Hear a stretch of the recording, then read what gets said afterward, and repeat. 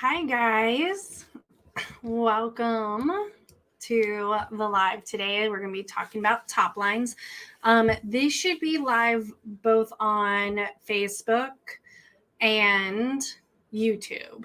So let me know, post a comment that you're here. I really hope it's working. It looks like we've got some people showing up. So just let me know, say hi, and I'll kind of start talking about top lines. But I guess actually, hello. Okay. Hi, Monica. Hi, Diane. Hi, Shelly. Hi, Kathleen. So quick introduction. I haven't done lives in a long time. So there's probably some newbies out there, but I am, hi Dinah, hi Amber, hi Melissa. I am a sports medicine rehab vet and I do agility myself and have worked with a lot of sports dogs and started doing fitness a long time ago. I was a co-creator of the Canine Fitness Trainer certification. So I've done this quite a bit. So I've been focusing a lot on my own clinic lately in person. And so that's why I haven't been online doing the lives, but I have been doing them for my Patreons on a monthly basis. And hopefully we'll get back to doing them a little bit more because I know you guys like them. Hi, Betty. Hi, Nancy. So let's talk about top lines because I don't know. This was something that was sent to me by my colleague and co-host of Let's Talk Canine Fitness, of a basically just a picture showing a top line with comments of this top line indicates all these problems. And we both looked at this dog and was like, that's a totally normal top line. It doesn't indicate any problems. So I just want to go over this because I do also feel like I maybe was part of the problem a long time ago when we created the Canine Fitness Trainer certification. It was brand new and we were trying to be careful, but even though we had a long talk on terminology, especially around top lines, and I very much advocated for never calling a straight top line normal, I do feel like that is what ended up getting published and taught. And that has now kind of snowballed into this problem that we think all top lines should be straight. And if they are not straight, that indicates a problem. And I'm here to tell you that basically no top lines are straight. And if you see a perfectly straight top line, I'm just going to take a stab and say that dog's probably overweight. And you've got a lot of fat padding around the vertebrae, and that's what's causing it to look straight. So I'm going to dive a little bit deeper in, but part of this and why I wanted to do this to more than just my Patreons is because I wanted you to be able to ask questions. And I really wish, unfortunately, in this setting, I don't think I can share pictures, but I will try to share some on the different groups that I posted this in. But what I want you to think about is we're going to go into anatomy, and basically even if you've only seen human anatomy bones, like think about the spine is not straight. The bones, even in a person, they have a curvature to them. It's the same in dogs. The spine has a curvature to it, and then there's lots of muscles that go around the vertebrae, and especially in the neck. It's, in a medium-sized dog, it's a couple inches of muscle before you're even down to the vertebrae. So when we look at a dog standing in good posture, a lot of times, and this is also very breed dependent as well, and I'm going to talk about that. But a lot of times, what you will see is, and again, head position is really important. I'm going to talk about that. But you've got the neck as it goes in, and there will be a slight kind of decline, and then it hits a point, and then the rest of the back is, it's different for breeds, but I'm going to say generally straight at that point. But there should be this slight dip in the middle of the back. It's just before the end of the rib cage, but it often looks like it's right at about the end of the rib cage. And that's what we call the anticlinal vertebrae. And that's where the vertebral process, where a lot of muscles attach, switches directions. So for a lot of it, if the head is up here, they're going this, they have this slight angle to them, and then they start to straighten. They straighten, and then they suddenly go this way. And so it's anticlinal. And that is that little dip that you see in your dog's top line. And that is where a lot of people go like, oh my God, this is our problem. I've had people schedule entire consults around it because they have been convinced that's a problem. It's something is wrong with the dog, and they have gone to everyone. They can't figure it out. Nothing they do works. And yeah, because it's normal. Hi, Maddie. Hi, Kim. So that's okay. It's okay for there to be that little divot in the spine. Now, the end of the spine is going to have different curvature to it. One definitely dependent on breed. So if you have a sight hound, you probably notice that there is more curvature in that lower part of the back. Part of it's going to be also related to the angle of the pelvis as well. So some dogs have longer pelvis, shorter pelvis, and more angle. That's also going to affect how it looks. But that curvature of the spine. So let's think about sight hounds. What are sight hounds bred to do? Run really fast, right? They're going after prey. Think about like why do we breed whippets with border collies? Because we want them to be faster. But part of that is that curvature of the spine there allows them to go faster. It allows them to have more forward reach of their rear legs when they are running all out, when they are in the double gallop, land, and then push off more. So there's more, it's for lack of a better term, their stride can be bigger because they have that curvature.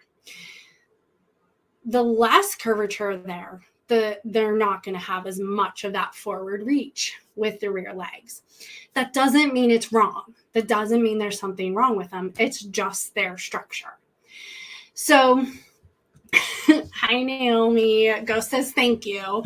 It's Ghost's 10th birthday today. So she's feeling really, really special and demanding a lot of special things today. So you guys, if you have questions, go ahead, put them in the comments, and I will answer them as I go. I want this to kind of like go in the direction of your questions. Because I know there are questions out there and I'm not going to think of all of them. So I want you guys to help direct where this live goes. So the other thing I want to say about it is judging a top line from a picture is also difficult to do. It's not the best way to judge a top line because you can affect it by many things. If the rear legs are positioned under the body that's going to create more curvature of that lower spine. If the head, instead of looking forward, is looking down, that's actually going to pop the thoracic spine up a little bit, and you'll see less of that divot in the middle of the back.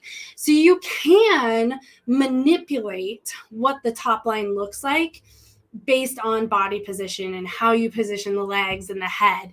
And that can, be a little deceiving too, when you're like, look at this dog before they did all this stuff, and now look at them after. What I would tell you to do when you look at those before and after pictures, look at the rest of the body's position. Don't just look at the top line. What's the head position? Where are the legs placed? Is the picture taken in the same place? Because that can all make a difference of what it looks like.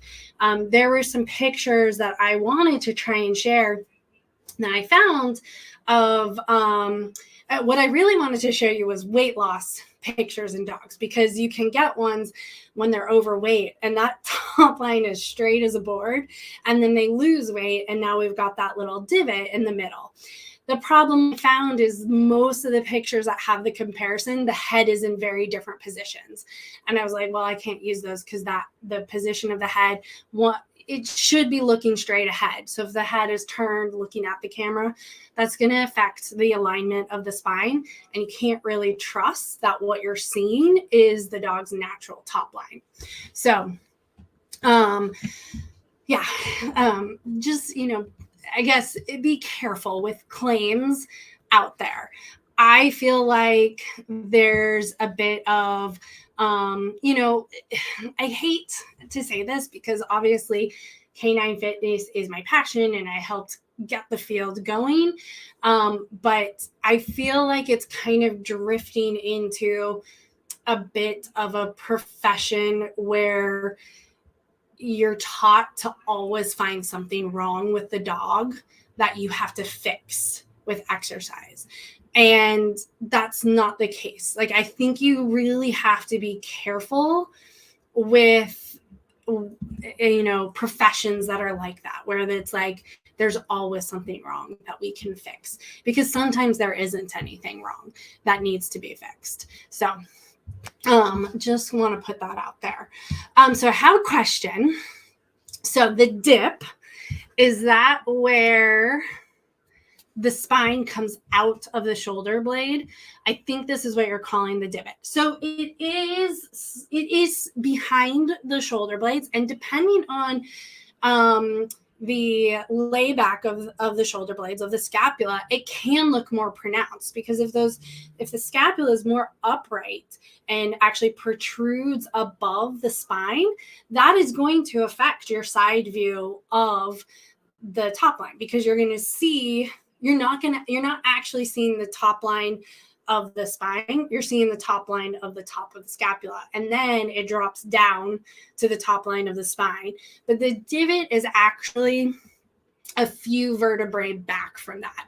So generally speaking, anatomy wise, we estimate for behind the scapula to be around T8, T9.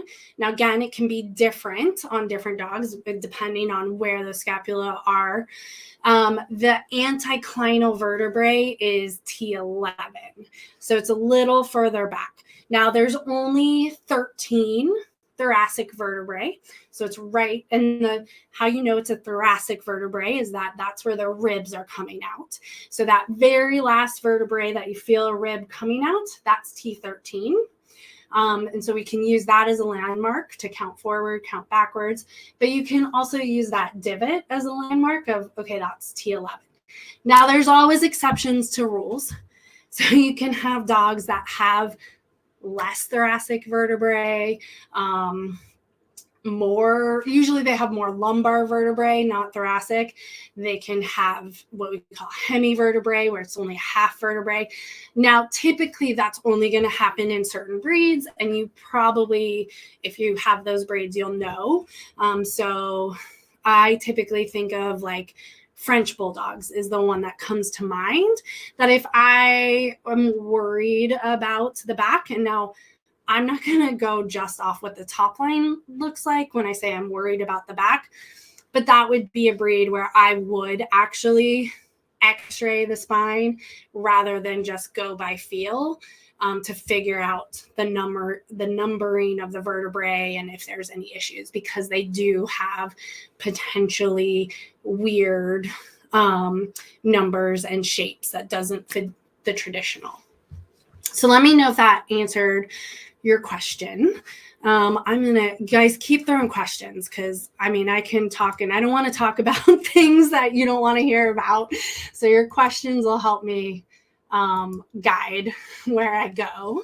So, okay, Lizzie. Actually, I'm going to skip ahead because we got yes. Okay. So thank you for clearing. Longtime breeder of straight back dogs. Dogs with good shoulder layback and good conditioning have a barely discernible divot.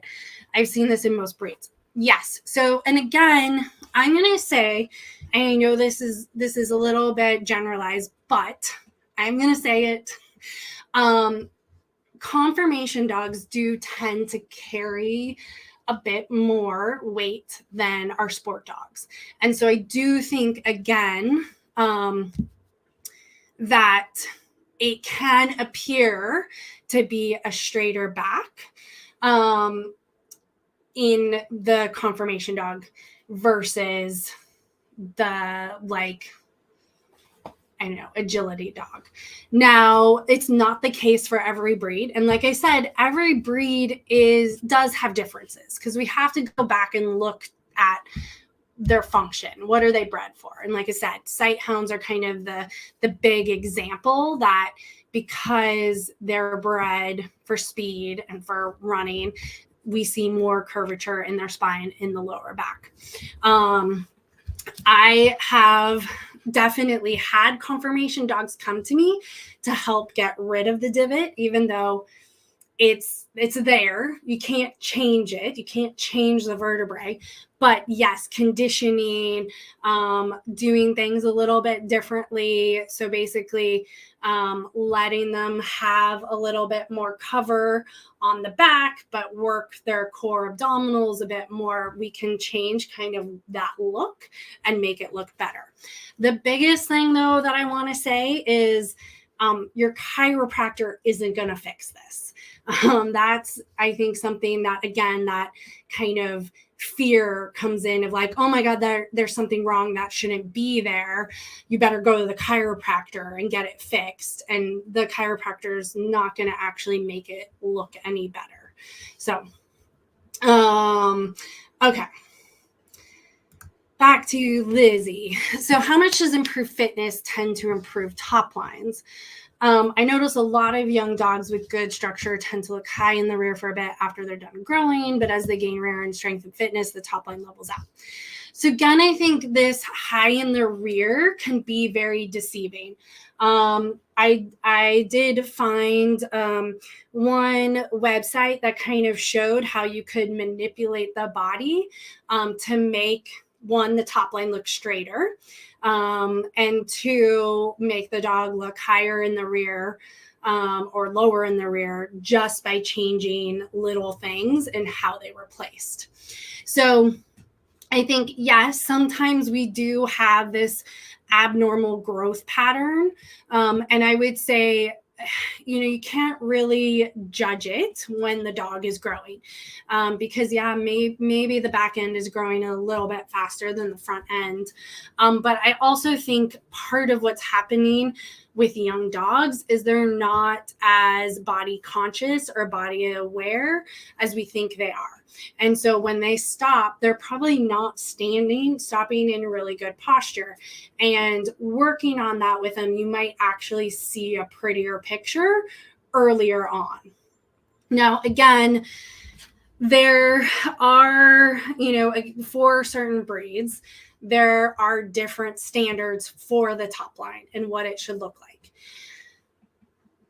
I'm going to say most of those that it's a problem. That's not necessarily a fitness issue. That's a structure issue. They've got too much length of back. You're not going to fix that with fitness. They've got too much curvature in their lumbar spine. You're not going to fix that with fitness. Now, can you work on manipulating how they stand, how they hold their head, how they place their legs to make it look prettier for a picture? I think you can. So a lot of times what I do, again, besides kind of working more on abdominals and less so on paraspinals to make it look like a prettier picture for the confirmation ring, I will also work a lot on teaching foot placement, like automatic, like basically trying to build that muscle memory for what position we have decided makes the top line look the prettiest. Is that a true picture of the dog structure? No. Is that something is wrong with the dog, though, physically wrong with them? No. That's their structure. So again, it's a lot of this of like, I think improving top lines is kind of a slippery slope of like, what are we actually trying to do? Like, I think if someone is working on, says, oh, I want to improve this dog's top line, I want it defined. I want it laid out exactly. What exactly are you looking to improve? What do you want it to look like? And from there, I can tell you if there's anything we can do.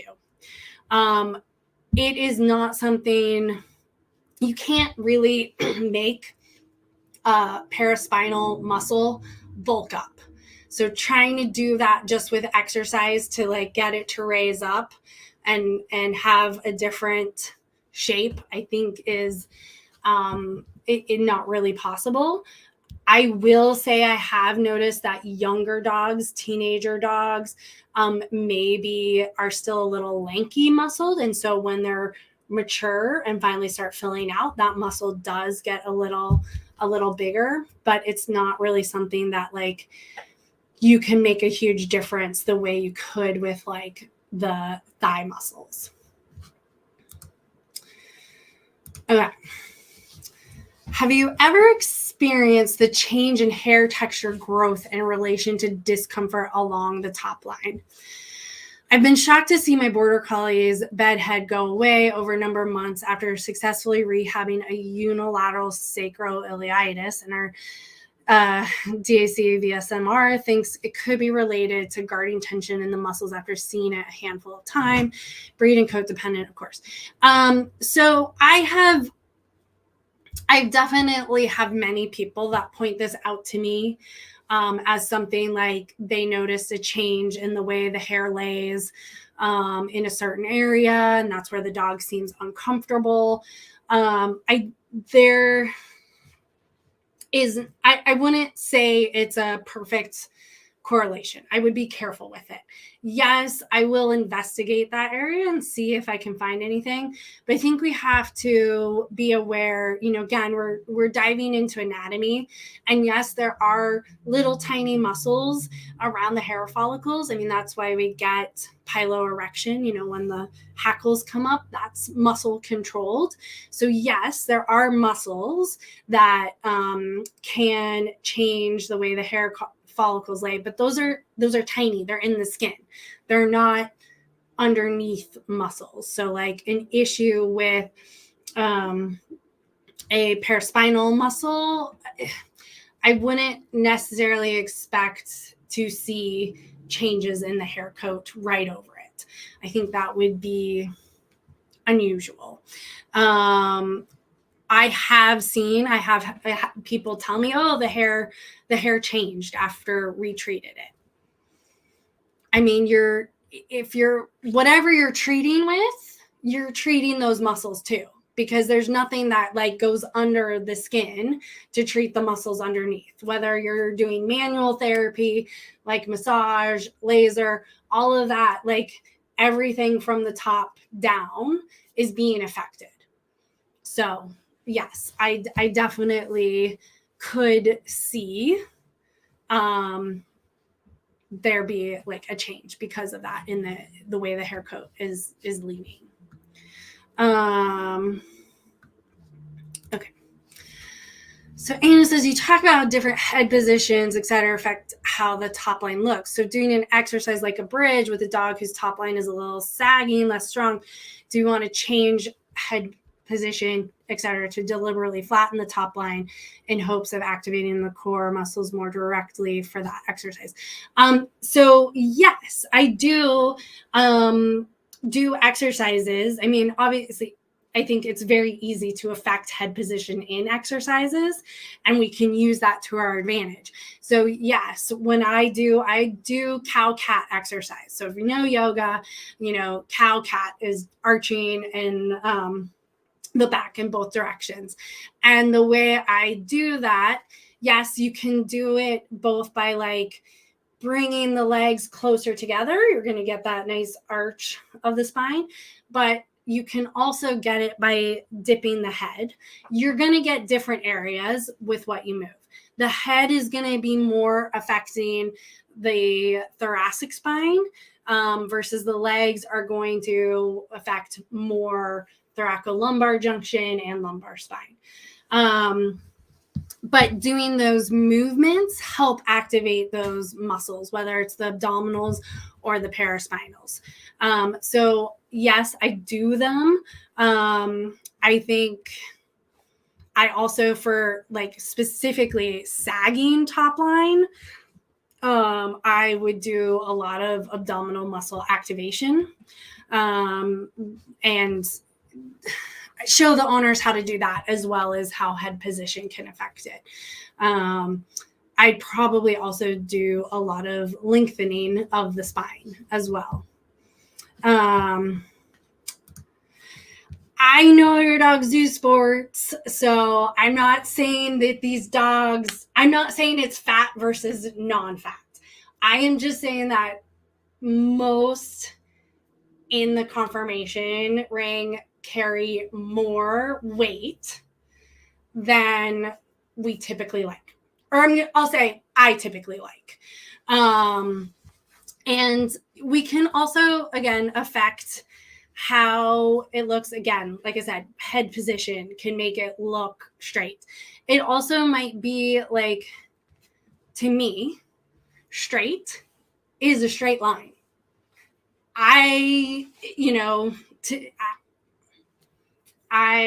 When I see a straight line dog, that's usually not normal. Usually there is going to be some angulation in there. So I'm not trying to like say all dogs are overweight in the conformation ring.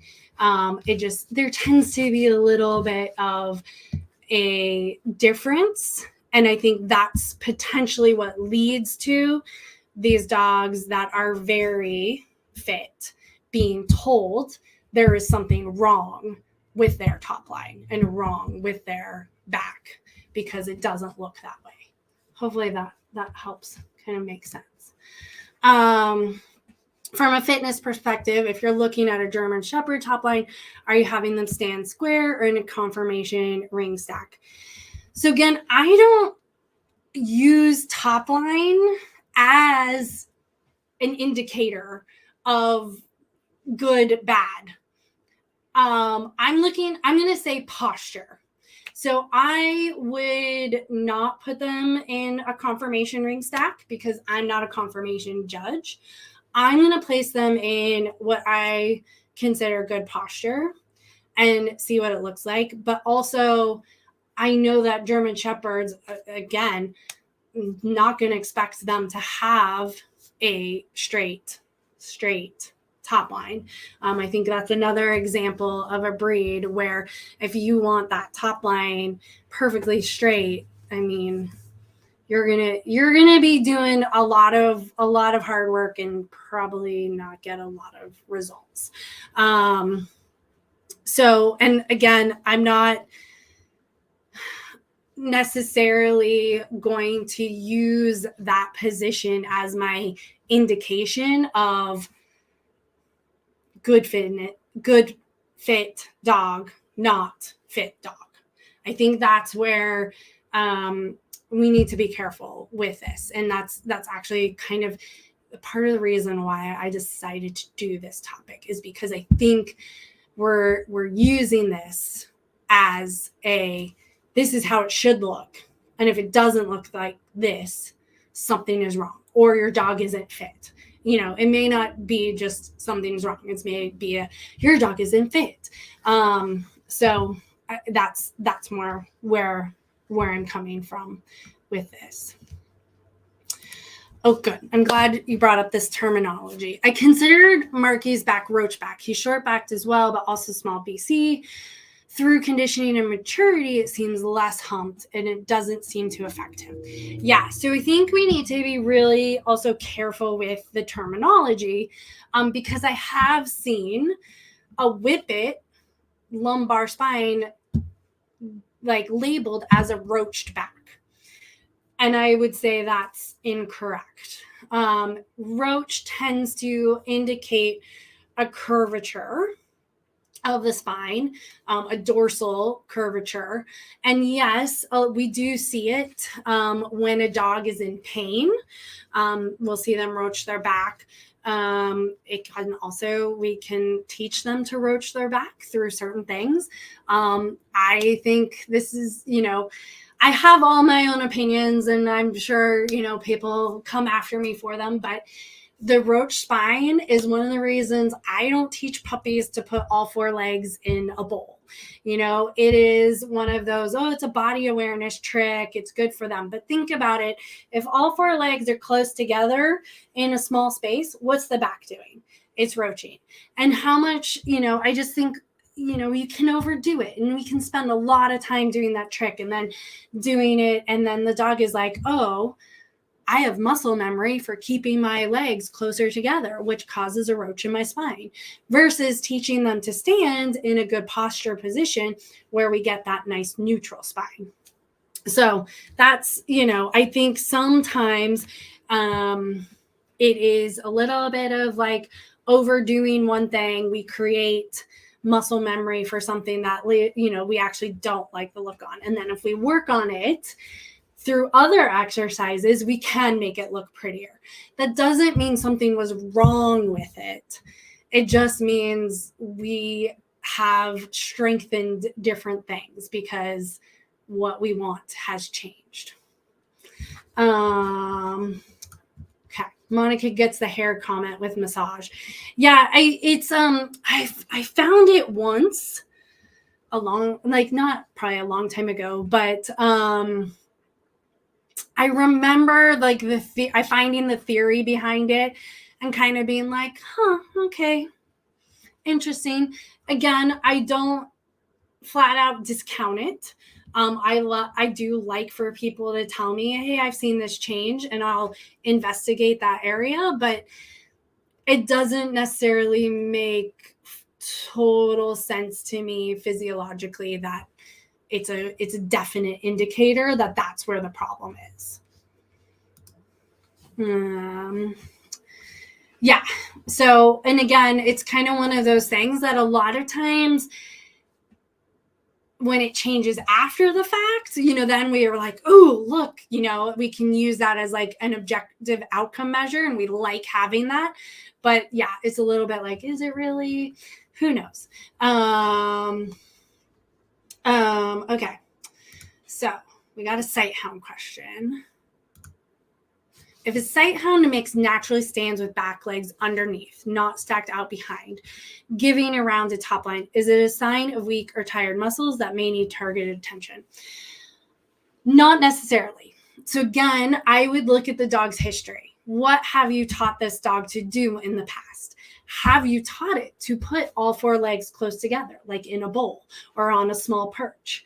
Because if you have, it could just be an indication that, hey, I got reinforcement for doing this, and I now naturally stand more like this. If it is a change, so if you have seen this dog stand with its legs more stacked out behind naturally, and then suddenly now the legs are underneath, then yes, I would say that could be a sign of weak, tired, muscles, overworked muscles, and we should take a look at them and work on strengthening them. But you have to, there's a lot of questions I would ask first.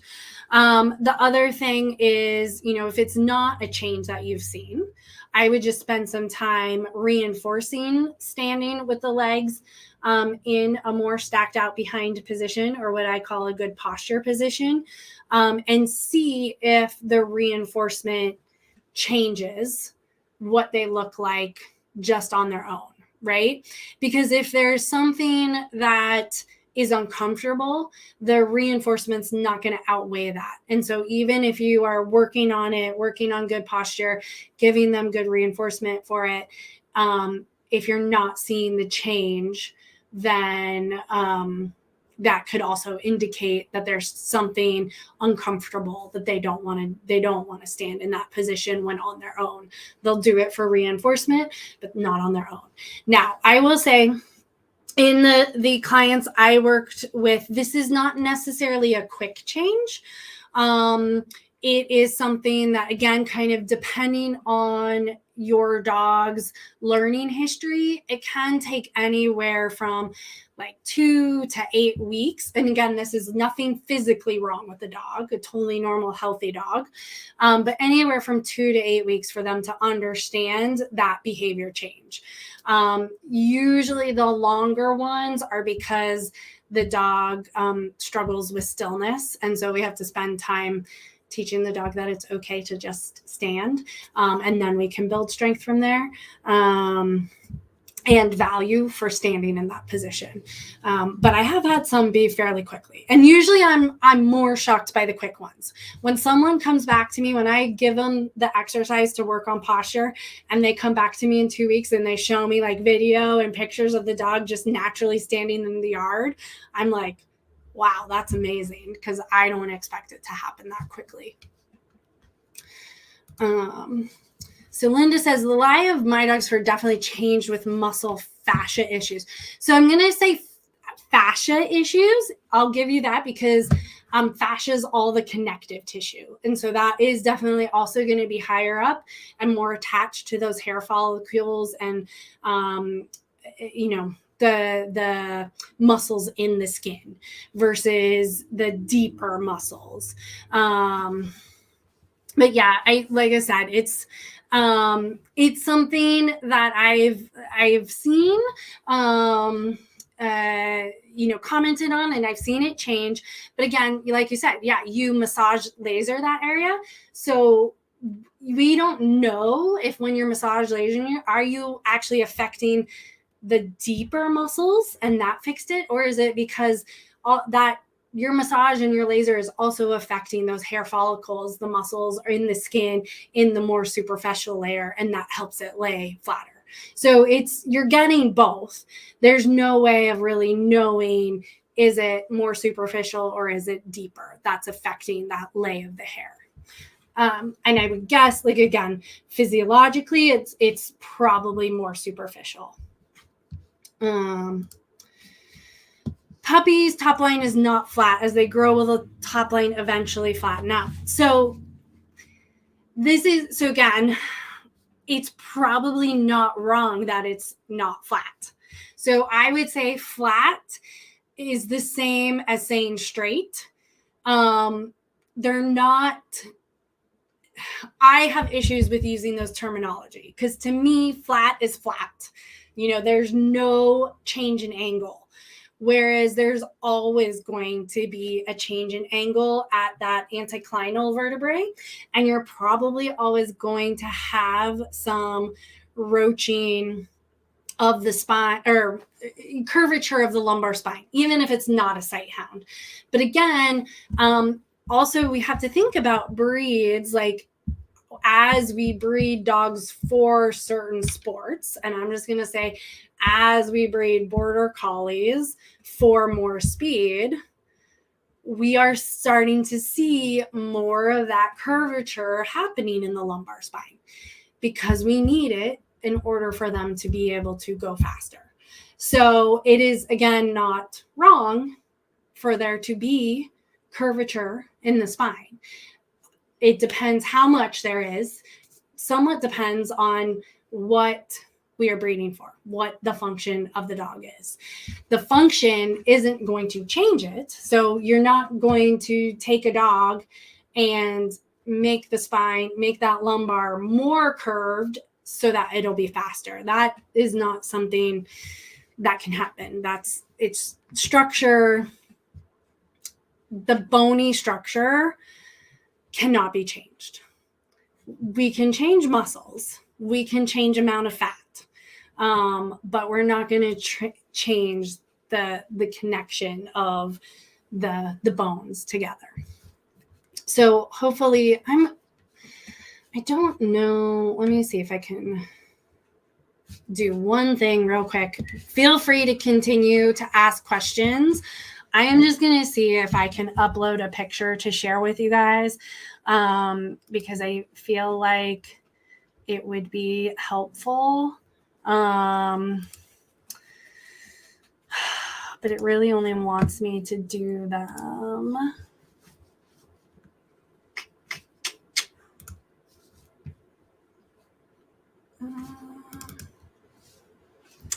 Yeah, okay.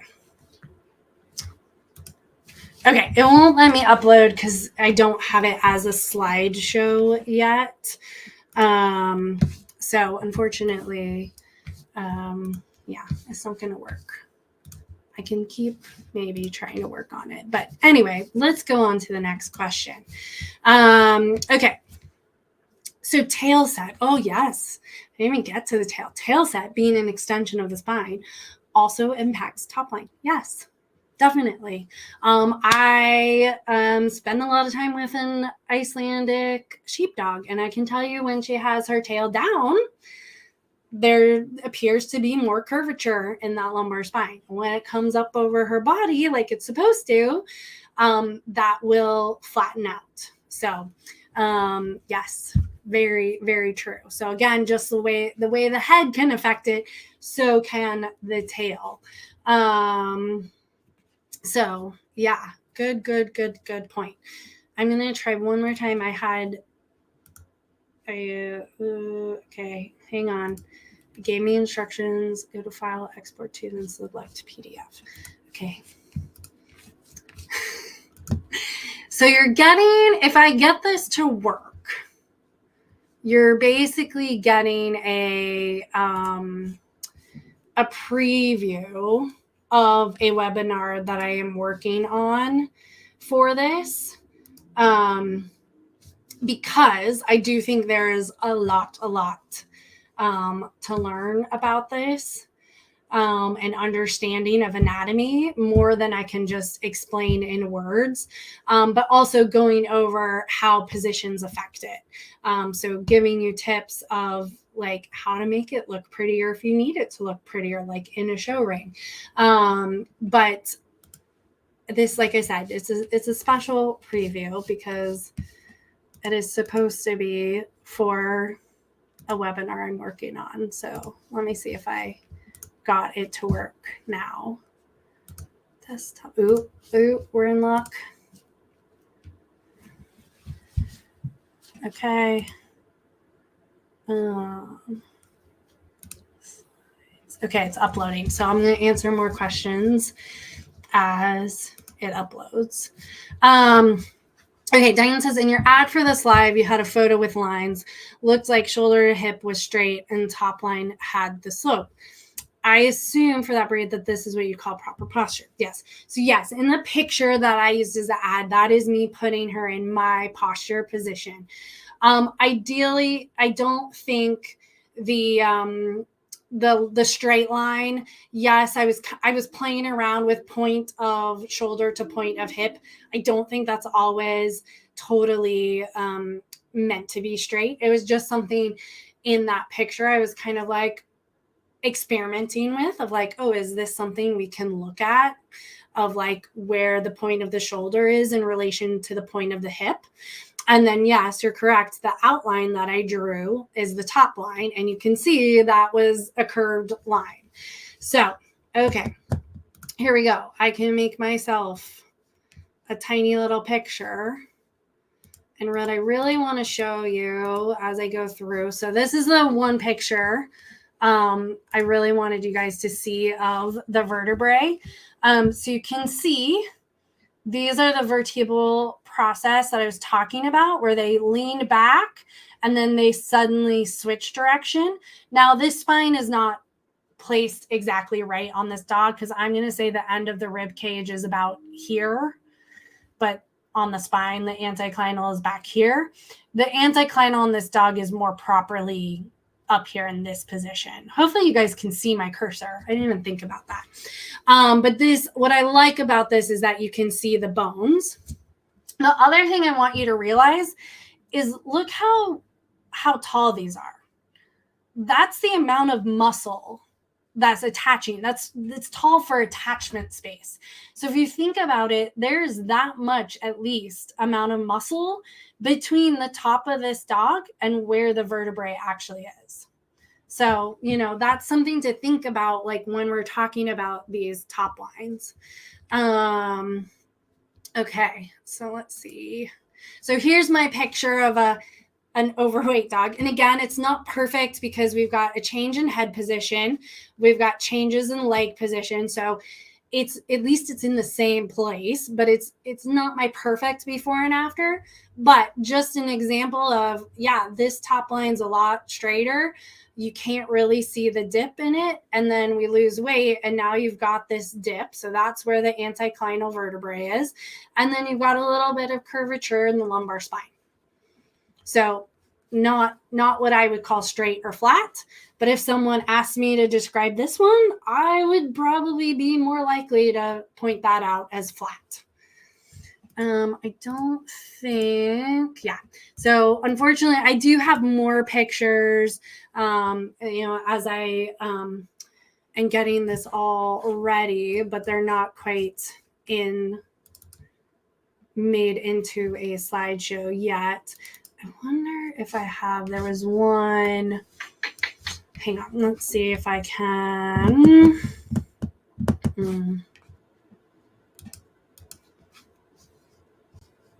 Do one more thing. No.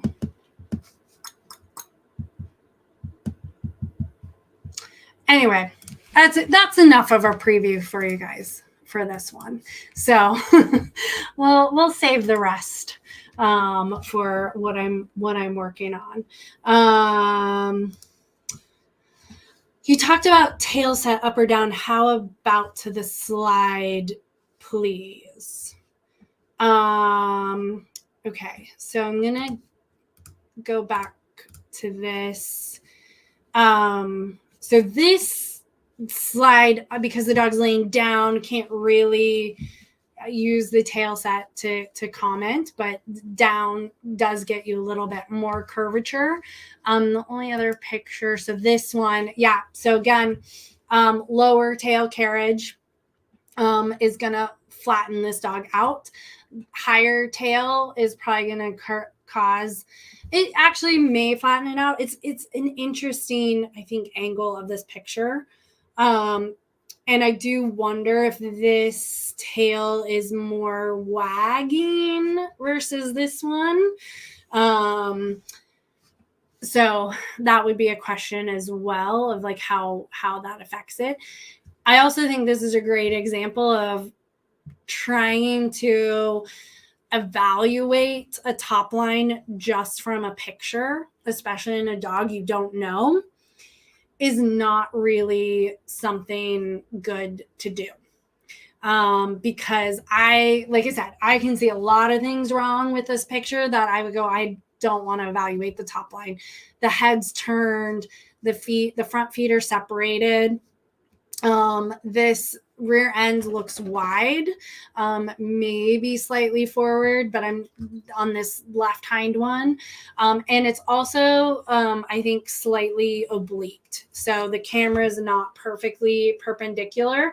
I think there's a slight angle to the picture, which is also going to throw things off. So again, I just think you have to be really careful about making, claims from a picture. And especially when from a picture you say something is wrong or something is weak or something needs to be fixed. So, okay. I'm going to go, I'll leave the picture for a while and see if there's any other, but, so it's not going to be on FDSA. I won't be on FDSA anymore, so you don't need to look there for it. It will right now. I do have it actually available in my Teachable site, so I can drop the link to register for it. Time-wise, I want it sooner rather than later. I've got a lot of crazy stuff coming up in March, so I don't want to delay getting it out, but I also kind of want it to have more of it than this, and I wanted to do this live to get an idea of what people's questions were going to be on it. In my perfect world, I would do it Monday. Like literally this Monday coming up, the 27th, because I know I have time that evening. But it may not be ready. But here's the deal. Like I said, if I'll post the link to register for it, even if you cannot attend it live, there will be the recording for you to watch. The benefit of attending live is for the Q&A section. But I will say if you've registered for it and you know you can't attend the live, I will open comments before it goes live and you can pre-ask a question in there, and I'll do all of those in the webinar. So I'll get the link in the comments before I finish this. Okay, Lizzie. Well, dogs aren't horses. There are a lot of ideas to raise sport horses, confirmation on ideal placement of the lumbosacral joint and iliac crest for jumping ability. Oh, opening a can of worms. Do you think there's any legitimacy to these ideas? And do you think there are any similar impacts in dogs when it comes to performance? So I'm not sure about placement.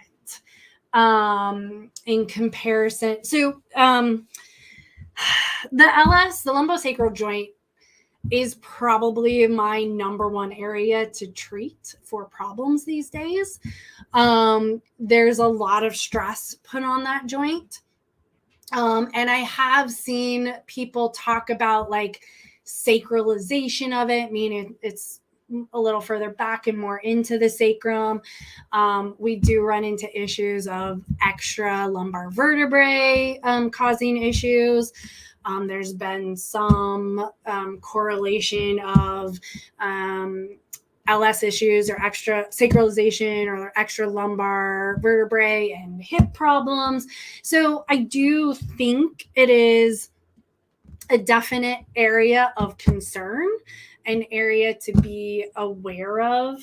I think probably why I see it as a problem area is repetitive hyperextension of it in our sports. So the dogs that I am seeing for this, treating it, are all agility dogs or bite sport dogs. I have one working dog, search and rescue dog, that also has it. And a lot of that is a push for very explosive jumping. I also think another opinion that I know people are going to come after me. I do not like the pictures of the agility dogs where they do have a straight top line, the line continues all the way to their rear legs. I think that's just a lot of too much hyperextension placed on that LS joint. And again, doing it repetitively is going to cause problems. So does that mean, is there an impact when it comes to performance? Well, it doesn't appear that those dogs have any issues performing, but they do seem to get injured and then can't perform. So in a way, yes, it does impact performance. I don't necessarily, though, I don't think it has been related, though, to like placement of it in relation to the pelvis.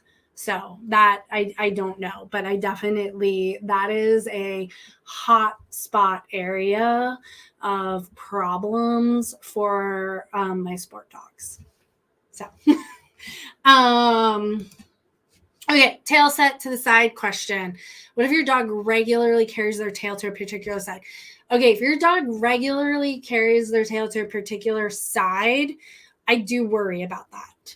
I do use that as a note on, like, that's part of my physical exam when I watch them.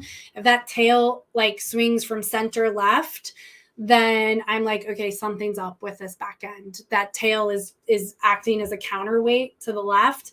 Why is it doing that? Are we trying to off weight something on the right?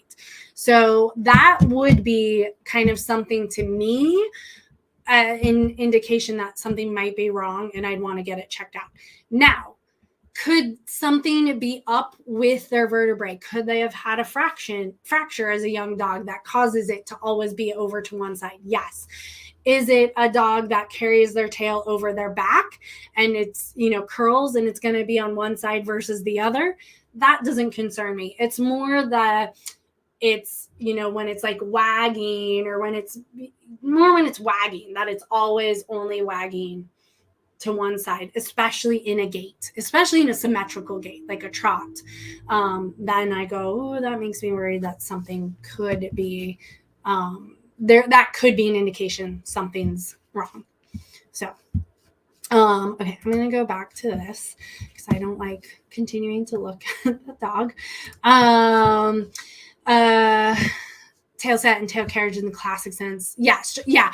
So again, yeah, that's more of like, is it a dog that carries their tail low, or one that it should be high or over the back or curled, versus when it's wagging, if it's only like on one side, that's where I worry. It's not always a problem, but I guess I kind of go backwards more. I'm like, okay, I've found something that concerns me, and then I watch them walk and I'm like, oh yeah, the tail goes along with what I'm finding.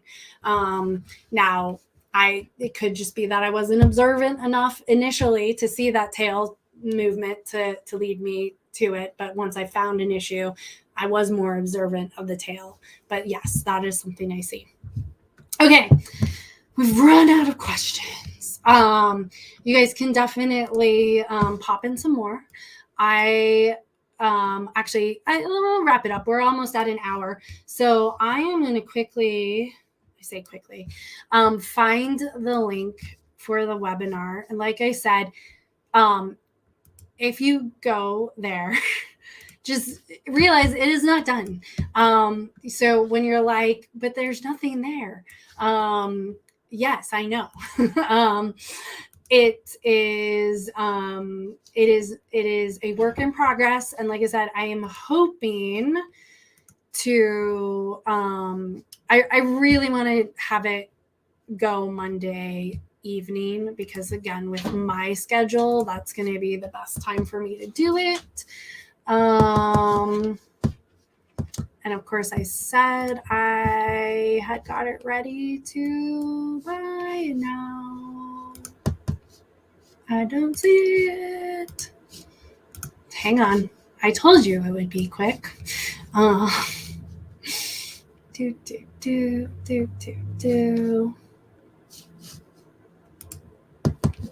Oh, interesting. I did have something change on me. That is a problem. Okay. Hang on. I can do this. Okay. Let's see, while I'm clicking away. Tail set, whenever that. How does a dog tail affect spine and incidence of spinal injuries? So I think there is some evidence, but it's been a while. since I have discussed this, but I do think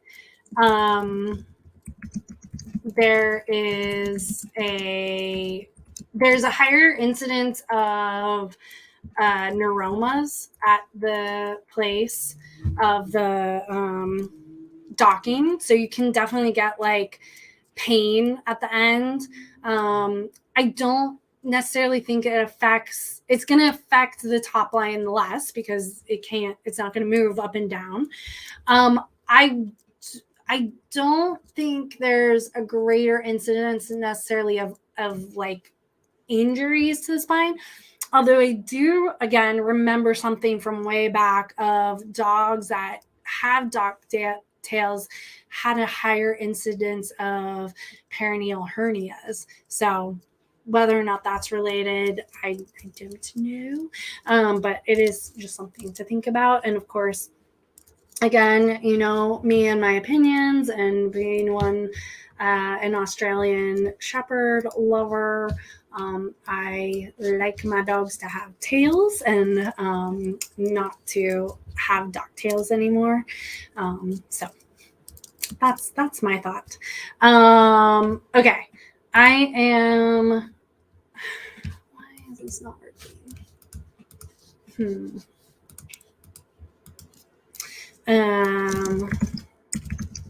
It's making me do it all over again. It's coming.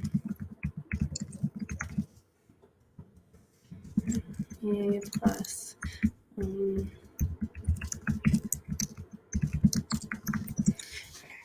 If now it will. Okay. I will have to post a link later because it is very unhappy with me and I don't know why. It's very sad. It does not like me right now. And I thought I had set it all up earlier. But okay. Watch for information on the webinar. Sorry. I don't know why it's being mad at me and not letting me do it. So anyway, thank you guys so much for showing up. If you enjoyed this, I like to have these discussions on my Patreon at least once a month. But know that lately they haven't been this long and in depth because we need more people to come and comment and get the discussion going. So thank you guys for supporting me and letting me go on and on about top lines. And I hope to see you at the webinar. Okay, bye.